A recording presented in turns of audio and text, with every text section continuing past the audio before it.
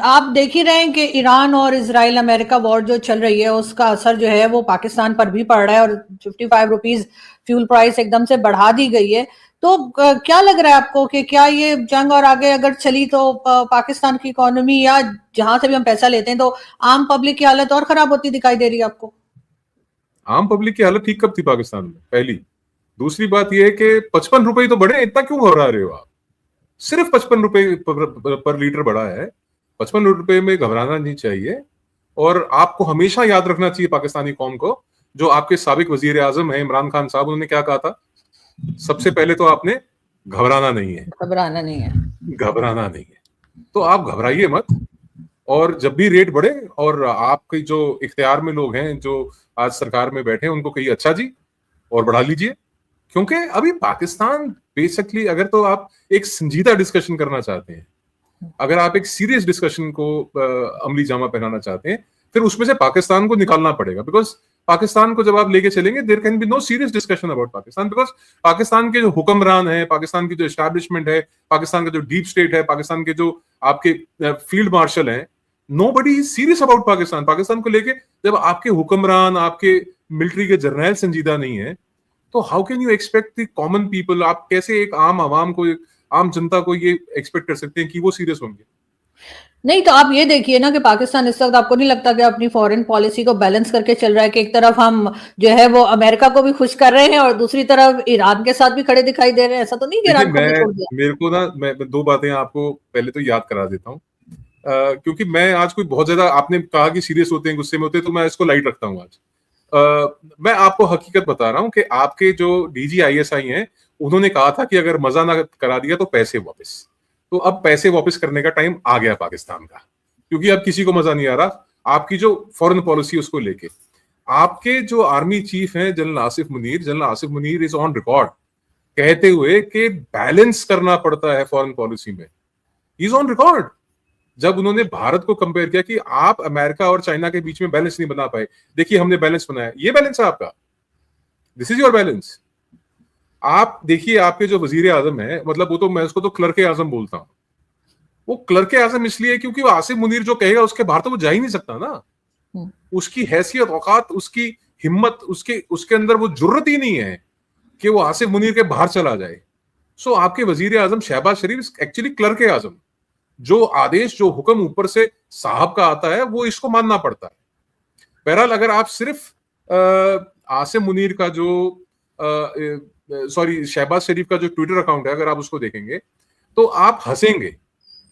एक तरफ तो ये ईरान के अंदर जो नए सुप्रीम लीडर एस्टैब्लिश हुए हैं उनको बधाइयां दे रहे हैं ये, दूसरी तरफ ये तुर्की को, अजरबैजान को, सऊदी को और दीगर मुल्कों को ये ट्वीट करके कह रहे हैं कि साहब जो आपके देश के ऊपर, आपके मुल्क के ऊपर जो हमले हुए हैं, जो उसमें लोगों को नुकसान हुआ है, उससे हम बहुत आहत हैं जी, वी फील वेरी बैड।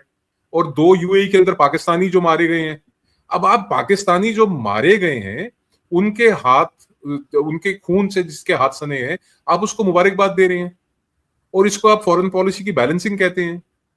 और मैं आपको एक बात और वाज़ेह बता दूं, अमेरिका तो फिर भी अफगानिस्तान के अंदर अपने फुट सोल्जर भेजे, नेटो आया, एलाइड फोर्सेस वहां पे 20 साल रही। अमेरिका ने एक पंगा जाके वियतनाम में भी लिया। बट एक सच्चाई मैं आपको बता दूं, चाइना कभी फुट सोल्जर्स नहीं भेजेगा। चाइना कभी आपके साथ इंटेलिजेंस शेयरिंग कर लेंगे, कोई आपको अपने घटिया इक्विपमेंट दे देंगे, जैसे आपका हेडक्वार्टर 9 था, HQ9, जो हमने भिड़ते ही उड़ा दिए थे। मतलब एकदम ऑप सिंदूर शुरू होते सबसे पहले आपके HQ9 ही गए थे, आपके रेडार्स गए थे जो चाइनीज हैं। आपके पास कभी भी फुट सोल्जर्स नहीं आएंगे चाइना से। चाइनीज अपने फुट सोल्जर्स को कभी भी ईरान में, पाकिस्तान में, बलूचिस्तान में मिलिट्री डिप्लॉयमेंट फॉर वॉर कभी नहीं करेगा, समझ गए? तो आपके ही लोग, आपके ही जो सैनिक हैं वो मारे जाएंगे। और ये जो फॉरेन पॉलिसी के अंदर जो आसिम मुनीर साहब ने कही थी, और जो आपका भी सवाल था कि क्या इंडिया बैलेंस नहीं कर पाया और पाकिस्तान बेहतर बैलेंस कर रहा है, तो मैं आपको ये बता दूं कि you are walking on a tight rope and you are falling every second. आप हर सेकंड गिर रहे हो और आपको बार बार उठ के चलना पड़ रहा है। यू हैव जीरो अंडरस्टैंडिंग कि फॉरेन पॉलिसी क्या होती है। फॉरेन पॉलिसी का पी नहीं पता आपको पॉलिसी का।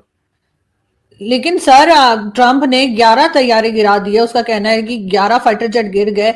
आपके यहाँ से तो कुछ नहीं कहा गया, आपकी गवर्नमेंट ने ये नहीं कहा कि नहीं जी हमारे साथ ऐसा कुछ नहीं हुआ। वैसे उसने वो किसी कंट्री का नाम नहीं लिया, ये भी है कि कब वो पलट के क्या बोल दे, कुछ कहा नहीं जा सकता। देखिए, अब वो तैयारे आप जिसको बोलते हो, जिसको हम हवाई जहाज बोल देते हैं, या जिसको हम लड़ाकू विमान कह देते हैं, या जिसको अंग्रेजी में फाइटर फाइटर जेट, जेट्स कह देते हैं, फाइटर जेट्स। अब वो ट्रंप की भाषा में जो पाचन क्रिया पेट की खराब होती है, तो कई बार पीछे के रास्ते से हवा निकलती है, वो पता नहीं वो उस हवा को जेट बोल रहा है। ये तो अब भाई भगवान जाने, या अल्लाह जाने, खुदा जाने, या गॉड जाने भाई, ये किस किस किस उसमें है, आई डोंट नो। बट वो धीरे धीरे बढ़ा रहा है ना। यहाँ तो आप पहले दिन बोलते कि साहब ये एक ऑपरेशन हुआ, इसमें ये 11 जो है जेट्स आपके हताहत हुए, या ये 11 जेट्स इस मुल्क के गए। या अगर आप एक सीरियस डिस्कशन में, जैसे कह रहा था ना, पाकिस्तानी के साथ सीरियस डिस्कशन नहीं हो सकती, वो बताता कि साहब JF-17 इतने गए, F-16 इतने गए, आपके रिकॉनेसेंस एयरक्राफ्ट इतने गए, आपके डोनियर्स इतने गए, वो स्पेसिफाई करें ना कौन से 11 गए। वो पहले 4, फिर 7, फिर 11।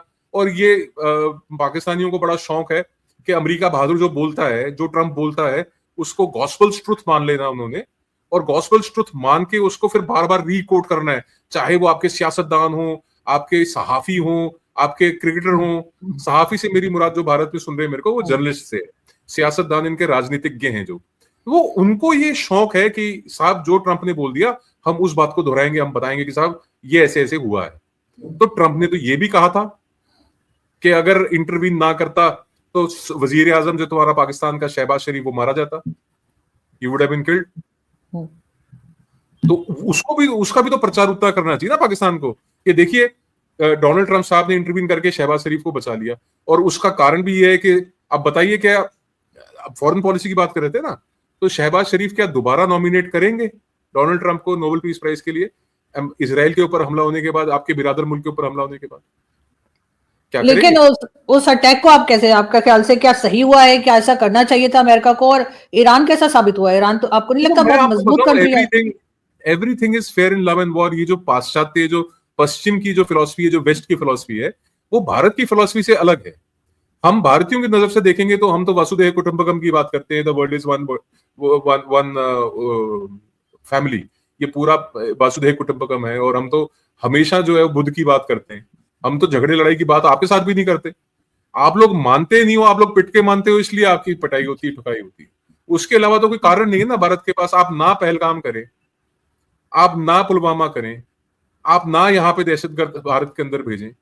देखिए पाकिस्तान आर्मी का मोटो चेंज किया जनरल जियाउल हक ने, ईमान तकवा जिहाद फी सबीलिल्लाह, और 1988 में ऑप टू पैक के बाद उन्होंने सिर्फ इसलिए कि एक अटेंशन डाइवर्ट हो इंडियन सिक्योरिटी फोर्सेस की पाकिस्तान की तरफ से, और इंटरनल सिचुएशंस के ऊपर इंडिया कंसंट्रेट करना शुरू करे, चाहे वो आपकी JIC थी, चाहे वो JISC थी आपकी, ये सारी की सारी जो आपकी ISI के ऑफशूट्स हैं, they have worked very hard and tirelessly to divert India's attention.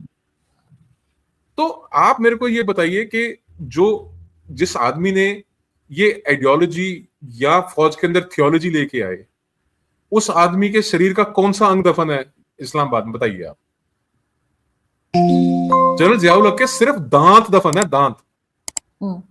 उनके शरीर का कुछ मिला भी नहीं, जस्ट हिज टीथ वर रिकॉग्नाइज्ड कि जनरल जिया के दांत है, और आज भी उसके दांत दफन है इस्लामाबाद। तो जिस आदमी ने इस थियोलॉजी को बर्थ दिया, उस आदमी का हशर क्या हुआ, और उस थियोलॉजी को फॉलो करने वाले आपके जो आज तक मुशर्रफ रहे या अब मुनीर है, इनका क्या हाल होगा? हमारा जो पर्सपेक्टिव है वॉर को लेके, वो बहुत डिफरेंट है आपसे। स्पेशली जो इब्राहिमिक थॉट प्रोसेस है, जो इंडियन थॉट प्रोसेस है, वो उसमें अंतर है।